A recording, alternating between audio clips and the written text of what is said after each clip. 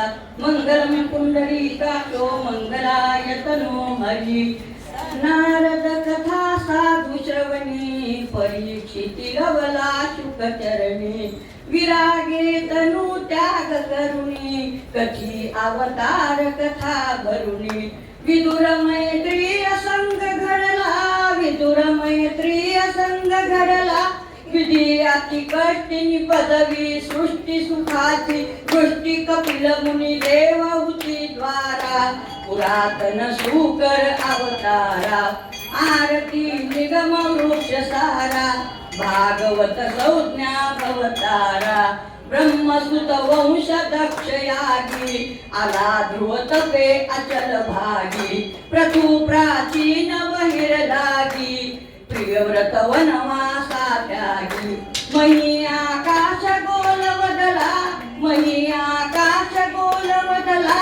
नरक भय हरुण अजामेल तरुण बोध बहु करुण चित्रके तुनी पैल पारा काश्यप संगती सुख सारा आरती निगम वृक्ष सारा भागवत संज्ञा भवतारा भक्त प्रल्हाद भये नटला हरी नर हारी रूप नटला नगरा पासूनी परिसुटला समुद्रा मंतुनी बली लुटला कुर्म मोहिनी विशक राजा कुर्म मोहिनी विशक राजा रवी शशी गोत्र श्याम युग गात्र अजित नृप पात्र कृष्ण भक्तीने अकुपारा नवमा संपविला सारा आरती निगम वृक्ष सारा भागवत संज्ञा भवतारा कंस चालूय मुष्टिक वीरा गवाया अवतरला हीरा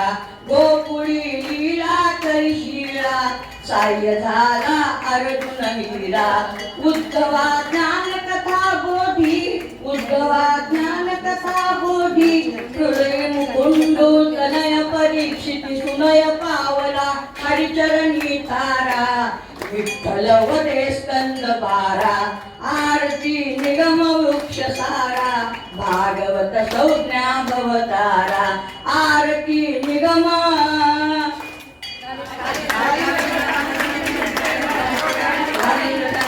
डोळ्यानं पायी रूप तुझे प्रेमे आलिंगन अनंत पूजन भावे वारी नमहे नमः त्वमेव माता पिता त्वमेव त्वमेव बंधु सखा त्वमेव विद्याधरं त्वमेव सर्वं मम देव कायेन वाचा मन्त्रेण वा बुद्ध्यात्मना वा प्रकृते करोमि यज्ञं सकलं परस्मै नारायणाय समर्पयामि अधिकं केशवं राम नारायणं कृष्णदामोदरं वासुदेवं श्रीधरं माधवं गोपिकावल्लभं जानकी नायकं रामचन्द्रं हरे राम राम राम हरे हरे हरे कृष्ण कृष्ण कृष्ण हरे हरे हरे राम राम राम हरे हरे हरे कृष्ण कृष्ण कृष्ण हरे हरे सदा सर्वदा योग तुझा घडावा विवेकारिणी देह माझा पडावा उपेक्षू नको गुणवंता अनंता रघुनायका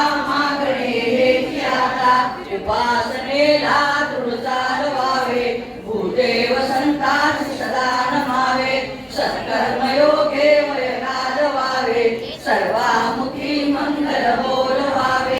मग अतिशय उग्र रूप शांत होत नाहीये. नारद मुनी लक्ष्मीला म्हणताय माते जरा तुझ्या पतीला शांत कर. ती म्हणते नाही रे बाबा एवढ्या रागावलेल्या पतीच्या जवळ मी नाही जात. मग नारद मुनी प्रल्हादाला म्हणताय की प्रल्हाद बाळ तुझ्यासाठी ते आले तू त्यांना शांत कर. निर्भय असलेला प्रल्हाद सहजपणे त्यांच्या जवळ गेलाय. हिरण्यकश्यपूच्याच आसनावरती भगवंत बसलेले त्यांच्या मांडीवर जाऊन बसलेला आहे प्रल्हाद बाळ आणि भगवंतांना म्हणतोय भगवंत ज्या कारणासाठी तुम्ही हे एवढं उग्र रूप घेतलं त्या कारणाचं निराश झालेला आहे निरसन झालेलं आहे. आता तुम्ही शांत व्हा. भगवंत ज्या वेळेला आमच्यावर संकट येईल ना त्यावेळेला आम्ही तुमच्या ह्या उग्र रूपाचंच आचरण करू स्मरण करू स्मृती ठेवू तुमचंच भजन गाऊ. त्यामुळे आता तुम्ही शांत व्हा. त्या गोड प्रल्हादाच्या बोलण्याने भगवंत शांत झाले आणि भगवंत प्रल्हाद बाळाला म्हणतात की मी तुझ्यावर प्रसन्न झालोय, तुला हवं ते तू मागून घे. काय मागावं प्रल्हादानी? एखाद्या वडिलांनी मुलाला एवढा त्रास दिला तर मुलगा वडिलांची बोलणं टाकतो, हे आपण आज बघतो. पण प्रल्हाद बाळ म्हणतोय की माझे वडील चुकलेच, त्यांनी तुमचा अनन्य अपराध केलेला आहे, पण तरी भगवंता तुम्हाला जर द्यायचंच असेल काही तर माझ्या वडिलांचा उद्धार करा, माझ्या वडिलांना सद्गती प्राप्त होऊ दे. त्यावेळेला भगवंत प्रल्हादाला म्हणतात, अरे असं काय म्हणतोयस? मी ज्या वेळेला तुझ्या पित्याला हात लावला, स्पर्श केला, त्याच वेळेला तुझ्या पित्याच नव्हे तर तुझ्या मागील 21 पिढ्यांचा मी उद्धार केलेला आहे. तू काळजीच करू नकोस, तू पुढे राज्य करशील, तुला सगळं बळ प्राप्त होईल, तू महाभागवत म्हणून प्रसिद्ध होशील, असा त्याला आशीर्वाद दिलेला आहे. आणि वर म्हणतोय प्रल्हादा आणखीन काही मागायचं असलं तर माग. काय मागावं प्रल्हादाने? वय वर्ष 8-9 असलेल्या प्रल्हादाने काय मागावं जे आम्ही 80व्या 90व्या वर्षी सुद्धा मागत नाही? इतके दुर्दैवी जीव आपण आहोत, फक्त स्वार्थी विचार करतो.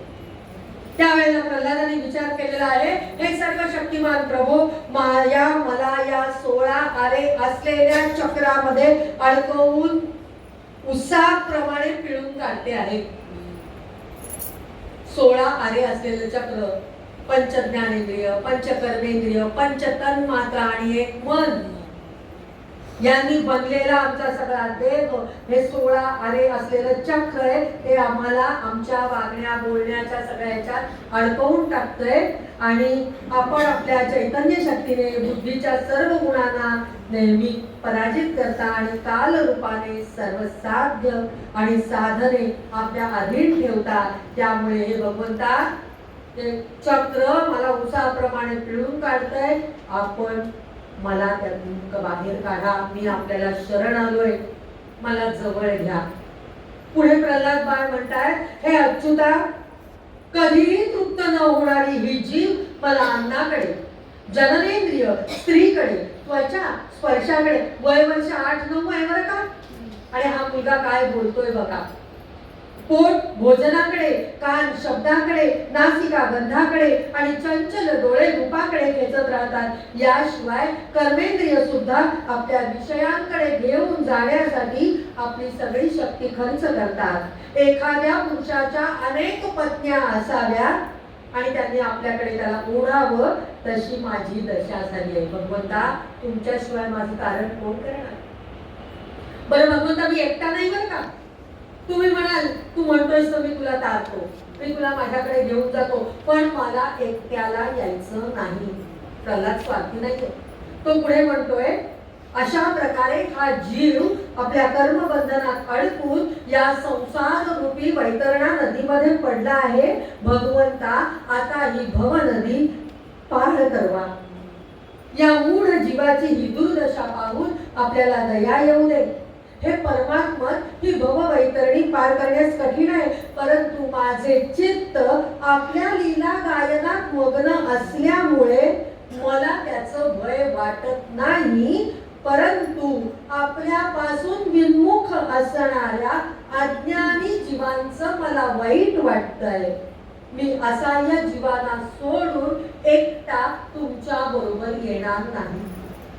स्पष्टपणे त्यांनी भगवंताला सांगितलंय. भगवंत म्हणतात, अरे मी तुला घेऊन जातो एकट्याला, ही वैतरणी भव वैतरणी पार करून नेतो, तुला नेतो मोक्षापर्यंत, माझ्यात विलीन करून देतो. मी एकटा येणार नाही. आपल्याशिवाय दुसरं कोणीही या अज्ञानी जीवांचा उद्धार करू शकत नाही. त्यामुळे माझ्या बरोबर तुमच्या विन्मुख, म्हणजे तुमचं नावही न घेणाऱ्या अशा अज्ञानी जीवांचा सुद्धा तुम्ही उद्धार करा, अशी मी तुम्हाला प्रार्थना करतो आणि त्यासाठी मी तुम्हाला शरण आलो. भगवंत त्याच्यावर प्रसन्न झाले आणि भगवंताने त्याला वचन दिलं की मला विन्मुख असले तरी सुद्धा तू म्हणतोयस म्हणून मी त्यांचा उद्धार करेन. आणि म्हणून प्रल्हाद बाळ हा महाभागवत त्याला म्हटलं जातं मोठा भक्त आहे. भगवंतांची स्तुती नाही तुम्ही केली तरी चालेल, पण प्रल्हादाचा आख्यान आहे का, प्रल्हादाचं चरित्र वाचा, प्रल्हादाला नमस्कार करा, प्रल्हादाचा हात धरा, प्रल्हाद तुम्हाला भगवंतांकडे घेऊन जाईल एवढी निश्चित खात्री आहे. हिरण्यकश्यपू असे 2 पुत्र तिला प्राप्त झाले. तिला पश्चाताप झालाय म्हणतात आणि तिने 100 वर्ष तो गर्भ आपल्या उदरात बाळगला होता आणि त्यानंतर त्यांची निर्मिती झाली आहे. आणि मग त्या हिरण्याक्ष आणि हिरण्यकश्यपूने तप केलंय, ब्रह्मदेवाला प्रसन्न करून घेतलंय आणि हिरण्याक्षाला पाण्याचं साम्राज्य मिळालं आणि हिरण्यकश्यपूला पाताळातलं साम्राज्य मिळालं. असा हा हिरण्याक्ष पाण्यामध्ये स्वैराचाराने हिंडत होता आणि त्याने पाहिलं की आपल्याकडे कोणीतरी आलेलं आहे, आपल्या साम्राज्यात कोणीतरी गडबड करत आहे. त्यामुळे भगवंताच्या मागे तो हिरण्याक्ष लागला. पण भगवंताने ठरवलं होतं की पृथ्वीचा शोध घ्यायचा, तोपर्यंत त्या हिरण्याक्षाकडे पूर्ण दुर्लक्ष करायचं आणि मग भगवंत पृथ्वीचा शोध घेत घेत तिथपर्यंत पृथ्वीपर्यंत पोहोचले. त्याने ती पृथ्वी उचलली, स्वतःच्या शिंगावर ठेवली. एकीकडे त्याचे प्रहार हिरण्याक्षाचे भगवंत सहन करत होते, त्याला थोडा थोडा प्रतिकार करत होते. पण पहिले ते पृथ्वी घेऊन पृष्ठभागावर आले. त्यांनी ती पृथ्वी स्थापन केली. तिचं नाव बर्हिष्मती नगरी आणि स्वयंभू मनु आणि शतरूपा राणी यांना ती पृथ्वी दान केली आणि सांगितलं की आता ह्या पृथ्वीवर तुम्ही राहा आणि सृष्टी निर्माण करा. अशी सृष्टी निर्माण केली. मग त्याने हिरण्याक्षाचा समाचार घेतला आणि हिरण्याक्षाचं निर्दालन केलेलं. हिरण्याक्षाचं निर्दालन झालं. हिरण्यकश्यपूला अतिशय वाईट वाटलं, माझा भाऊ एवढा पराक्रमी सामर्थ्यवान आणि तरी सुद्धा कोणीतरी येतं आणि माझ्या भावाला मारतं. दिदीला वाईट वाटलं, आपला मुलगा गेला. हिरण्याक्षाच्या पत्नीला वाईट वाटलेलं आहे की आपला नवरा गेला, पती गेला. त्या सगळ्यांच्या आईची भाऊजाईची समजूत काढतो आणि त्यांना सांगतो मी एक दिवस याचा समाचार घेईल असं हिरण्यकश्यपू सांगतो. आपल्या भावाचं पुढचं कार्य सगळं करतो. पुन्हा एकदा सामर्थ्य प्राप्त व्हावं म्हणून साधना करतो आणि त्या साधनेच्या काळामध्ये पाताळात कुणीही राजा नाही म्हणून इंद्रदेव पाताळावर स्वारी करतो राज्य मिळवण्यासाठी. आणि त्यावेळेला हिरण्यकश्यपूची पत्नी कयाधू ही हिरण्यकश्यपूपासून गर्भवती झालेली असते म्हणून इंद्र तिला कैदी बनवतो. त्यावेळेला नारद मुनी तिथे येतात आणि म्हणतात, अरे तू काय करतोयस, का अबला स्त्रीला कैदी बनवतोयस? इंद्रा तुला कळत नाही का? अहो नाही म्हणे, तिच्या उदरामध्ये एक असुरांचा वंश वाढतोय, तिला घेऊन जाईल, तिची प्रसूती झाली की त्या असुराचं निर्दालन करेन आणि तिला परत पाताळात पाठवीन. नारद मुनी म्हणतात नाही, तिच्या उदरी एक भक्त जन्माला येणार आहे. कारण ज्या वेळेला दिदीला पश्चाताप झाला होता जबरदस्ती कश्यपांवर केल्यानंतर, तेव्हा तिने विचारलं होतं की माझी चूक झाली, काहीतरी मला पुष्टाप द्या. त्यावेळेला ते म्हणाले होते तुझे 2 पुत्र असुर असले तरी तुझा नातू मात्र भक्त असेल, महाभागवत असेल. आणि तो त्या कयाधूच्या उदरात होता. मग इंद्राला हे कळल्यावर त्यांनी तिला सोडून दिलेलं आहे. नारद मुनी तिला आपल्याकडे घेऊन गेले आणि त्यावेळेला कयाधूला जे ज्ञान त्यांनी दिलं ते उदरातल्या जीवानीही ग्रहण केलं आणि त्यानंतर त्या प्रल्हादाचा जन्म झालेला आहे. इकडे हा हिरण्यकश्यपू ब्रह्मदेवाला पुन्हा एकदा साधनेच्या द्वारे, तपस्येच्या द्वारे प्रसन्न करून घेतो. त्यांच्याकडनं नीट निराळे वर प्राप्त करून घेतो. तुम्हाला सगळ्यांना ते वर माहिती आहे, त्यामुळे त्या वरांचा मी उल्लेख करणार नाहीये. पण हिरण्यकश्यपू सामर्थ्यवान आलेला आहे आणि आता पुन्हा एकदा त्याचा अधर्मी राज्य सुरू झालेला आहे. आल्यानंतर त्यांनी आपल्या सगळ्या पुत्रांना गुरुकडे शिक्षणासाठी पाठवलेलं आहे. गुरुकडनं शिक्षण घेऊन सगळे पुत्र परत आल्यानंतर त्यांनी प्रल्हाद धाकटाय त्यामुळे त्याला मांडीवर घेतलंय. सल्लाद, अनुल्लाद, प्रल्हाद अशी त्यांच्या मुलांची नाव आहेत.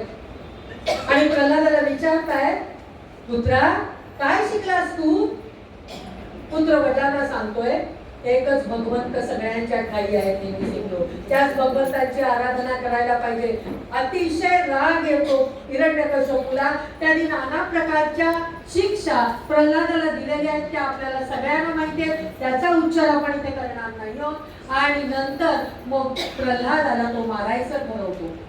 आणि प्रल्हादाला तो मारायचं ठरवतो त्यावेळेला तो सभा भरवतो. संध्याकाळची वेळ असते आणि तो प्रल्हादाला सभेमध्ये आणतो आणि विचारतो, सांग कुठे आहे तुझा देव? प्रल्हाद म्हणतो, चराचरात बसलेला आहे.